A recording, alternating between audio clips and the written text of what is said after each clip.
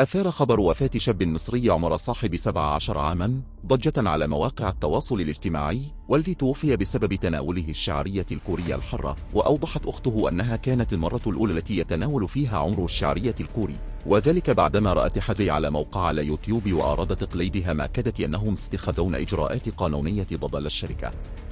وقالت شريهان يوسف أخت المراهق المتوفى بسبب الشعرية الكورية للقاهرة 24 إن شقيقها عمر تناول الشعرية الكوري بعدما رأى تحدي على يوتيوب وأراد تجربته.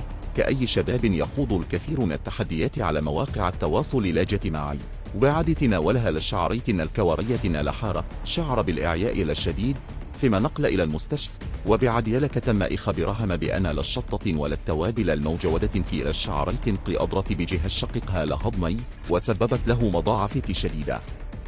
أوضحت شريهان أن أخوها قد مكث في المستشفى 4 أيام ثم خرج من المستشفى في اليوم الخامس، وهو نفس اليوم الذي توفي فيه، حيث أن المستشفى صرح بخروجه رغم تعبه الشديد.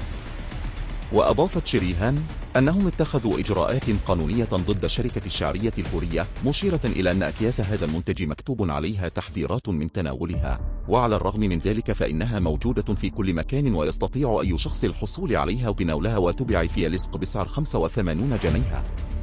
وأنهت كلامها قائلة: لا أريد أي مقابل مادي أو تعويض، لكن كل هدفي هو توعية الناس وتحذيرهم من المنتج به، لأنه موجود في السوق ويباع بشكل طبيعي رغم خطورة المواد واللي بيحتويها، ورغم التحذيرات المكتوبة عليه، وهو منتج مستورد غير مصري.